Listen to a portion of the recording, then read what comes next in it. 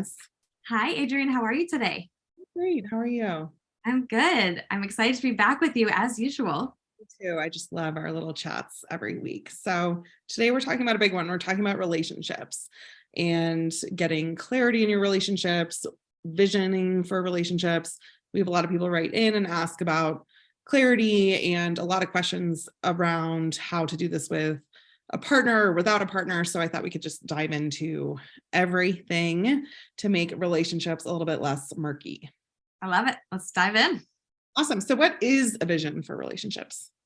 So, the main thing to remember is that your vision is really holistic. So, when we think about a vision, oftentimes people will ask me, well, is this a personal vision or a professional vision? Is this a vision for my relationships or is it about my finances, right? And it's all one vision. It's all part of one vision. So I think about it sort of like chapters of a book or like facets of a diamond, right? All those different pieces of your vision are one vision. They're all part of one unified whole. And they just sort of help you flesh out and describe what these different areas of your life look like and what you want them to look like when they are really matching up with your definition of success at a very specific point in the future. Maybe that's a 3-year vision, maybe that's a 5-year vision.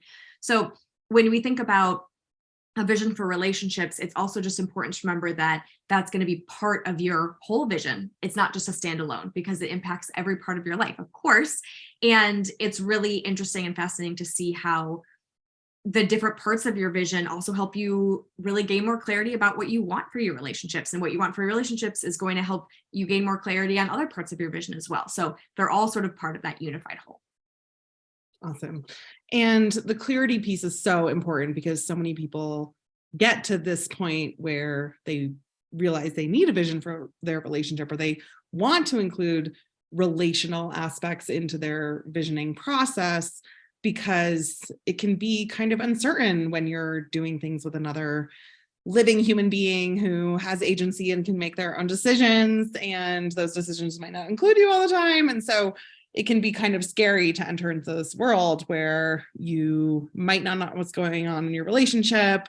You've tried that like engagement dinner chicken 1,000 times, and here you are. So why is clarity so key for relationships and getting it, now, not waiting? Yes.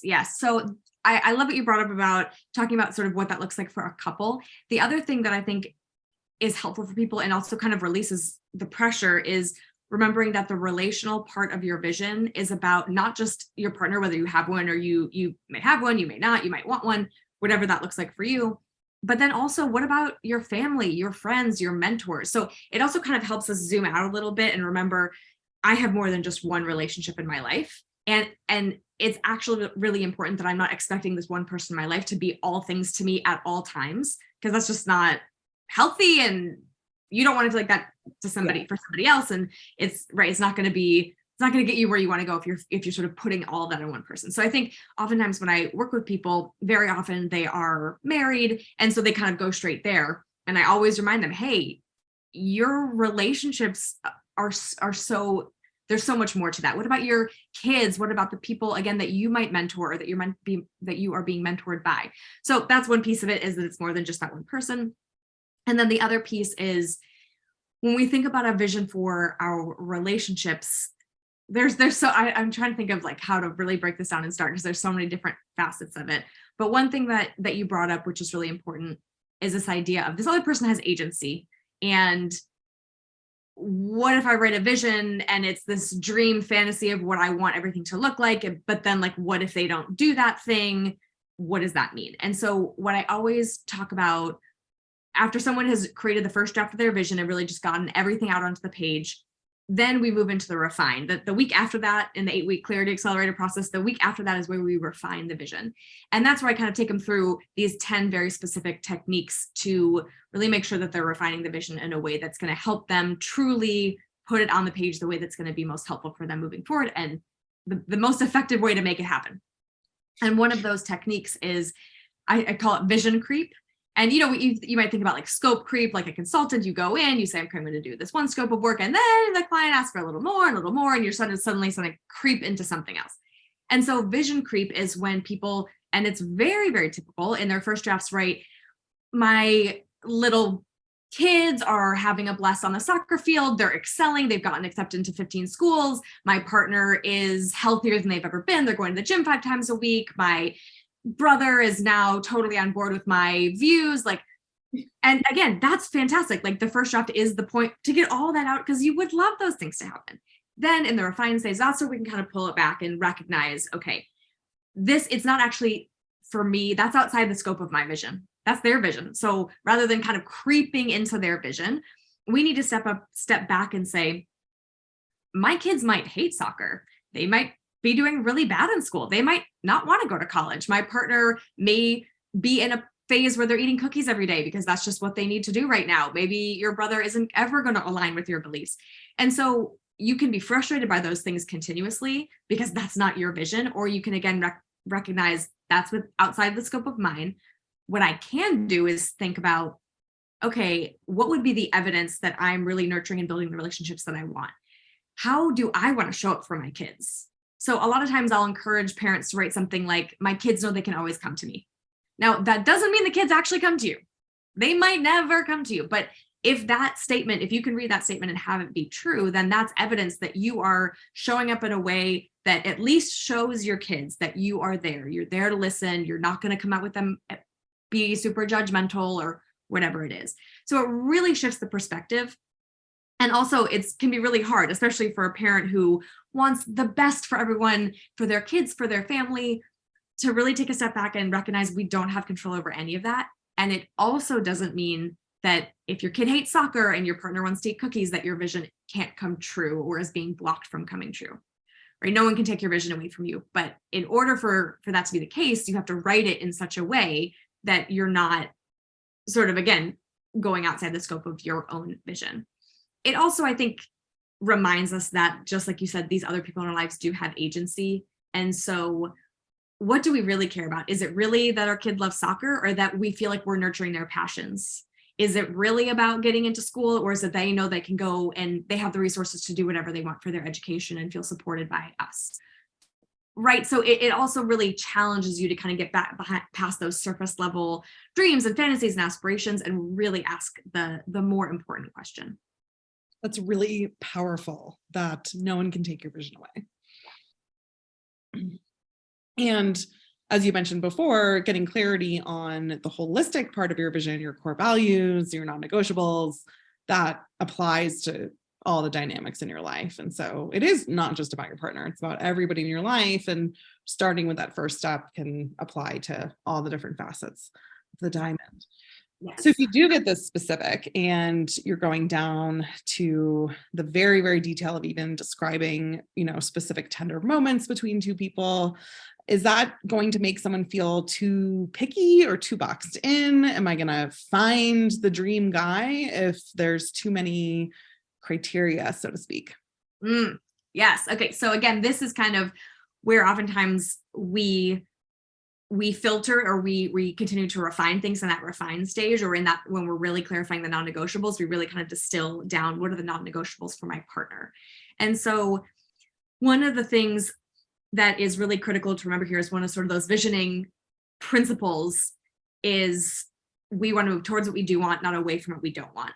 So if a lot of your criteria are for your partner are based on, well, I don't want them to be shorter than me, and I don't want them to butt in on conversations, and I don't want, right then it's really all, again, you're moving away from what you don't want, but that doesn't necessarily mean you're going to be moving towards what you actually do want. So it's very natural for somebody to start thinking about those things and what they don't want, maybe what they don't want to repeat from a past relationship.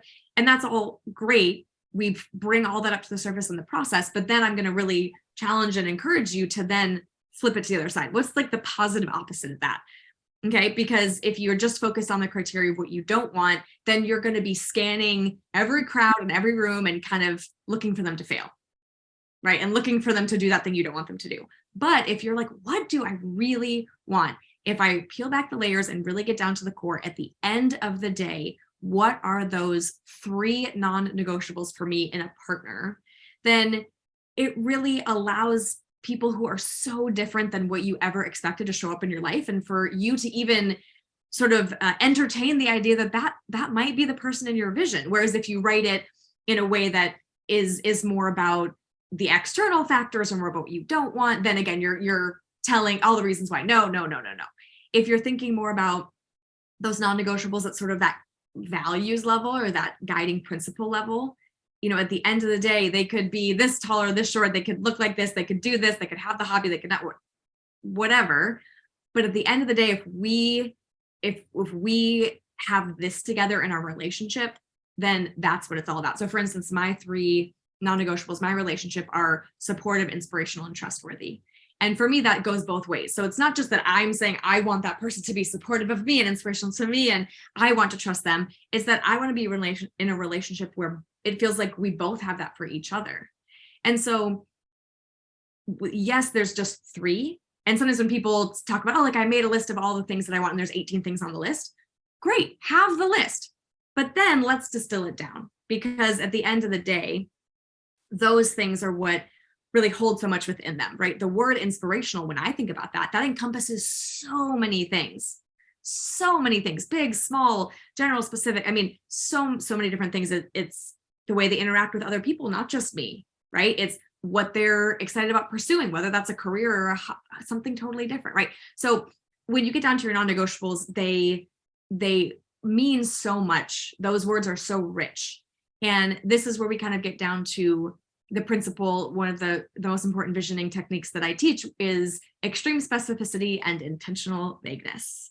So you want to be extremely specific about those non-negotiables in your vision, and then intentionally vague about everything else, right? You don't necessarily want to name what they look like and how they sound and how much money they make and all of that. Or maybe you say, you know what, their financial stability is a non-negotiable. Okay, great. Then that's a non-negotiable for you. And we can be, intentionally vague about some other things. So God, I could talk about this forever, but I want to keep on track. What else should somebody know about visioning for relationships? I think one other piece that's really critical to understand is that, let's say you are single when you're going through the visioning process and you write about your partner, and then you date someone, you meet someone and it's so exciting and you think, oh my gosh, this is the person in my vision. And then you break up. And then what? Then are you feeling like, oh, well, my vision is null and void because I've met the person and they weren't the person and that's it? What I want you to keep in your heart and your soul is that the person that you are with is the person in your vision until they're not. And then the person who is the person in your vision and continues to be the person in your vision, that might be the person that you live your life with.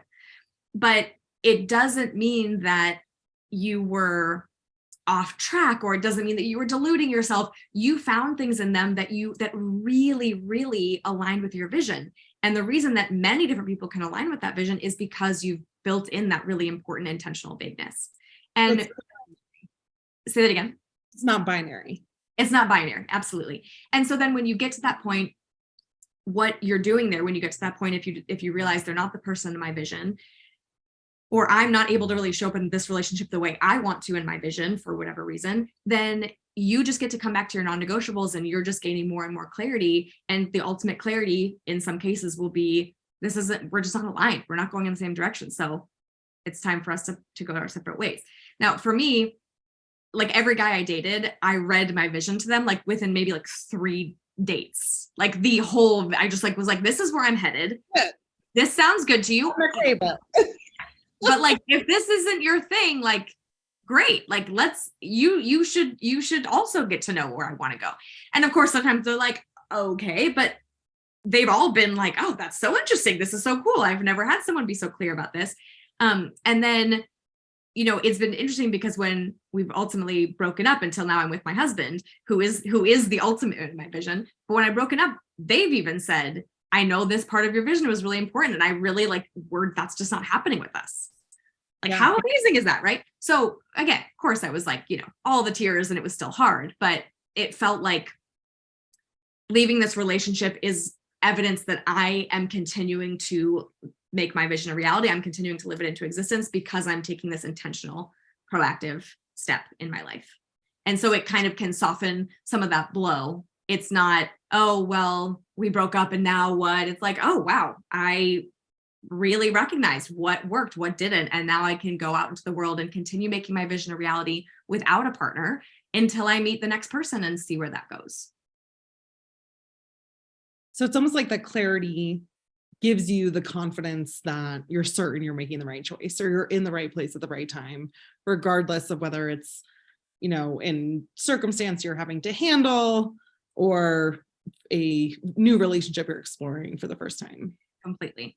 Another piece too is that a big part of one of the 8 million things that's so wonderful about visioning is that you don't have to wait. Let's say you have a 3-year vision, that you do not have to wait to feel the way that you talk about for 3 years. And then finally at the end, as some reward, you get to feel like that 3 years from now. You can start to feel the way that you talked about in your vision in incremental ways immediately. So I was working with one woman who from a young age, she just wanted to have that family that was so important to her, such a big part of her vision, but she was single. In her vision, she talked about just how romantic her relationship was. And I said to her, okay, great. So like, how do we start? And she's like, I'm not dating anyone. Like, what? And I'm like, I'm pretty sure you have a super romantic dress in your closet. So yeah, how about you put that on tomorrow? Like, get the candles, go take yourself out for a drink. And it's like, you can start feeling romantic now. And you know what? Then you start to, right? You sort of become a magnet for the other things that are going to, other people and opportunities and experiences that will help you do that more. But it really, really also reminds you that while a vision of a partner may be important, and absolutely it also may not, your vision may be very much like, I love being on my own and I meet great people along the way and see what happens. That's phenomenal. But if it does include that, also just know that you never, never, never have to wait for this person to show up in your life to start feeling the way that you wrote about in your vision. That's amazing. Yeah. So do you recommend goosebumps? I'm getting all the goosebumps. Do you recommend putting your partner's name in your vision or just some generic word like? Ooh, such a good question. So like when I'm working with a business owner, I always recommend that they don't put names in. If they have a general manager, if they have their right-hand person. And of course they're like, are you kidding? And so many times the ones who haven't, they end up bringing someone else on and they're like, oh my gosh, it opened my eyes to recognizing this is about the role, not the person. And I need someone to fulfill that role. And if it's not working anymore, not having their name allowed me to realize that so much more quickly and this isn't working anymore. We got to find someone who does align with that. If you are with the partner who you know is your partner for life, put their name in, absolutely. If you're dating, if you're not quite sure if something's new, then I think it's helpful to like you said, call it whatever you want to call it, whatever word feels right for you. So cementing your partner's name in your vision is not going to get them to pop the question. Correct. You're exactly right. Right. A little bit outside the scope of Mad libs. Yeah. Right. Yeah. There is another aspect to this, and that is visioning as a couple. So I've worked with several couples, and I'm working with an amazing couple right now who also work together. And I've worked with couples who are in business together and couples that aren't, but really recognize that they want to have more of a shared vision. And when they come to me, what I have them do is I have them go through the visioning process for themselves in parallel, because it's critically important that they each feel like they have their own vision and they're able to really define what success means to them. That is not pressured by anything else, even if it's subconscious. Right. And so contrary, you might think, oh, we're visioning as a couple from step one, it's going to be everything. Okay, what do we want, honey? And I don't know, no, it's really about doing that in parallel. And the realizations that come to the surface are so incredible. And just seeing their good goosebumps again, just seeing their interactions through the process, learning so much more about each other, offering thoughts to each other about, oh, that totally makes sense. I never heard you say that before, or I've heard you say that before, but like, it's so amazing to see you really recognizing XYZ. And then at the end, we still do end up with that shared vision, but along the way, they're gaining that clarity, insight, self-awareness for themselves at the same time. And again, it helps remind us that we all have our own internal visions, even if we are part of any kind of unit, personal, professional, whatever it is, we deserve to have our own individual vision. And it's also really important for us to say sometimes, be really honest and say, this is a non-negotiable for me. And for the other person to say, damn, okay. And that can mean maybe I go off and do this thing on my own. great. Or maybe it means we got to really have some hard conversations about whatever it is. So, right, it really challenged us to be honest, maybe about those things that have been left unsaid or been kind of tiptoed around. All that stuff comes up in the process. Amazing. I always love my chats with you, Lois. Thank you Oh so my much. gosh, you too. I just, ah, So much more to be said about so much more to be relationships. said, and just so excited for all the people watching who I'm hoping just feel that confident, like that reminder. That was the biggest thing for me, was going through the process, ending up with core values that I knew I could look back on and go, that this is me and this is what I want. I swear, if I heard my therapist say, you need to figure out what you really want one more time, I don't know what I would have done. So being able to do this process and go, okay, fine, I'm going to go figure out what I really want, and then come out of it and go, oh, this is what I really want. That's an amazing feeling, because you don't have to guess and hope you're right. You can really feel like, okay, I'm in the right place at the right time. Yes. And P.S. no one, the question, so like, what's your 3 to 5 year vision? Or you need to, it's like the worst question in the world. It's completely overwhelming. It's the most counterproductive thing. In order to figure it out, you need like, there's a process. There's different, but like, that's what is most exciting is when somebody comes to me and they're like, I don't even know where to start. And I'm like, you don't have to worry about that. I got you. I've already proven process. You can just start, but it's not something you're going to know right away. You've got to peel back the layers. The other last thing that you mentioned, which is so critical, is that you could go back to that vision. And I think of our vision sort of like your anchor and your shield. And it really anchors you when there's a time when we've all had those times where you're with somebody, you're not quite sure, in your heart of hearts, it's not the person in your vision, but you're like, maybe we could make it work. And part of my vision is about communication. So like, right, maybe I should communicate better. And like, we try to like rationalize this. like loopholes, totally natural, totally normal. But what having that vision does when it's written down, it's documented, it's in black and white, we can go back to it and say, I can't look at this and pretend that this is reality right now.